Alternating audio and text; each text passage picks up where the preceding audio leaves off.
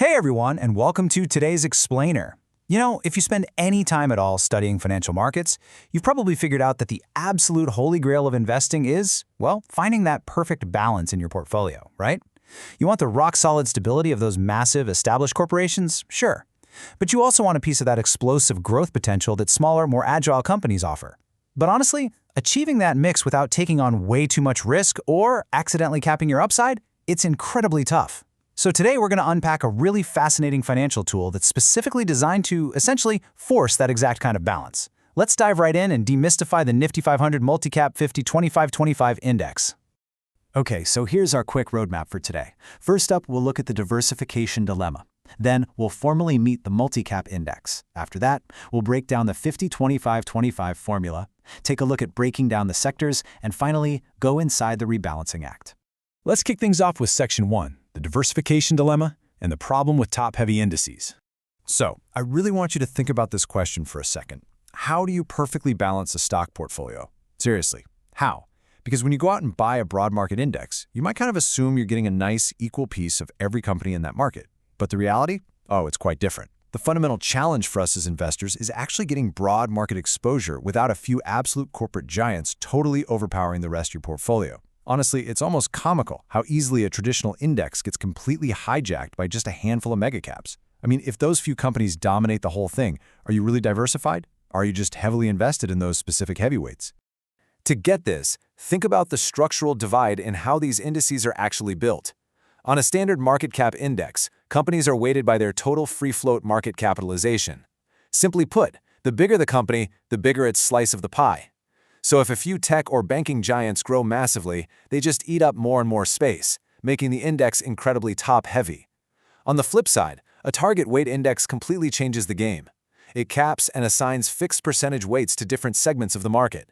It's a highly structured, super disciplined approach to ensure you always maintain balanced exposure across all company sizes, literally regardless of which companies happen to be soaring in valuation right at this exact moment. Which brings us perfectly to Section 2, Meet the Multicap Index, the structured solution. Enter our specific financial tool for today's explainer, the Nifty 500 Multicap 50-25-25 Index. Now, according to the NSE Indexogram data, this index is engineered to measure the performance of a portfolio covering large, mid, and small cap companies. But here's the kicker. It does this by completely breaking away from that standard free flow dominance we just talked about. It actively assigns target weights to each size segment. So it's not just sitting back and passively observing the market. It's imposing a rigid structure onto it to absolutely force diversification. Now, the really vital thing to understand right out of the gate is where this index gets its ingredients. The base universe is actually remarkably straightforward. It includes all the companies that are already part of the broader Nifty 500 index. That's it.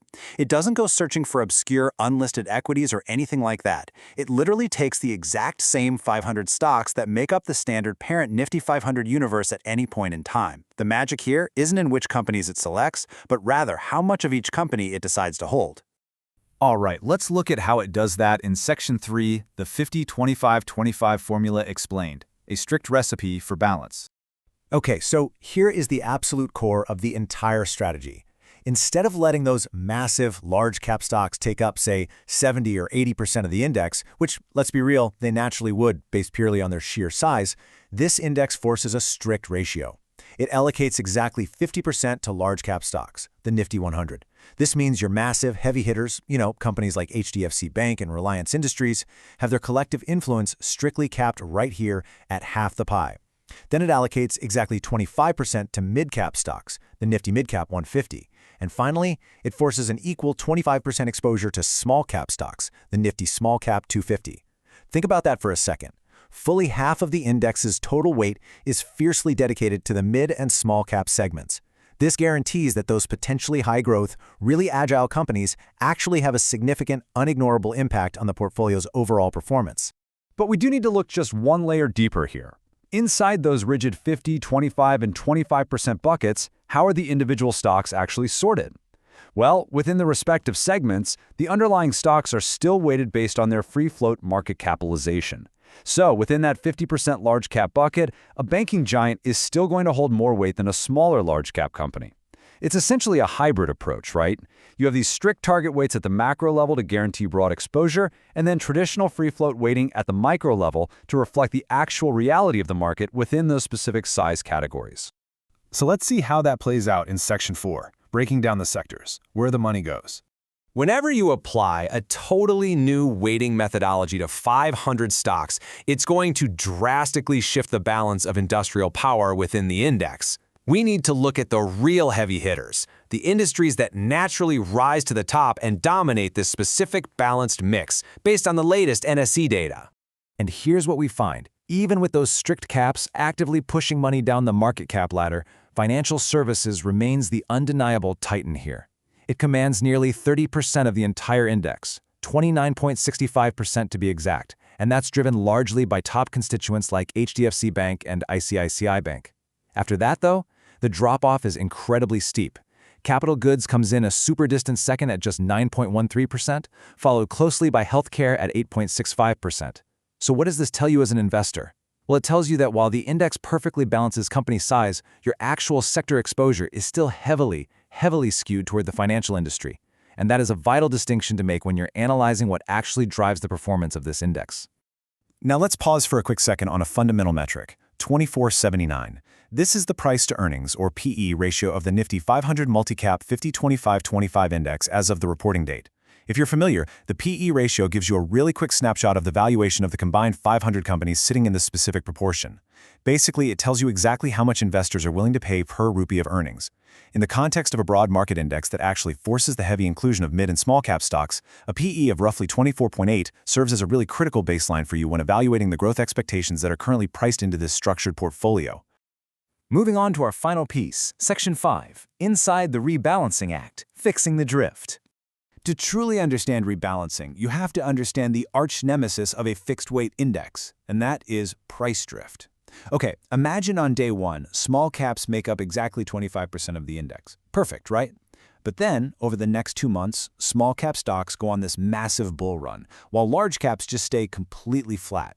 Because the underlying stock prices are literally changing every single second, that 25% allocation is going to organically drift upwards. Suddenly it's hitting 28%, maybe 30%.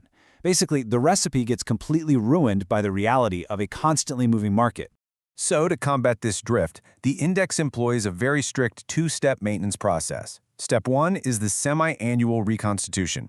That just means twice a year the index checks the parent Nifty 500 to see if any companies have been added or removed. It ensures the base ingredients are always up to date. Step 2 is where the magic happens, the quarterly rebalancing. Every 3 months, literally no matter what the market has done, the index forces a hard reset. It actively buys and sells within the index to completely strip away that price drift, snapping those buckets forcefully back to their strict 50, 25, and 25% targets. This systematic rebalancing, it's exactly what gives the index its structural integrity over time. So we've seen exactly how the Nifty 50 Multicap 50-25-25 steps up and solves the diversification dilemma by literally forcing exposure to mid and small caps. We've seen its pretty heavy reliance on the financial sector, and we've explored the rigorous quarterly rebalancing that's required to keep the whole thing on track. So I'll leave you with this to consider. The market naturally wants to drift. It wants to let the winners run away with the weighting. Does a predictable, strictly enforced fixed-weight strategy like this one align with your own personal views on risk, reward, and market exposure? It's an incredibly powerful tool, but hey, like all tools, it depends entirely on what you are trying to build. Thank you so much for joining me for this explainer, and remember, always keep questioning the mechanics behind the numbers.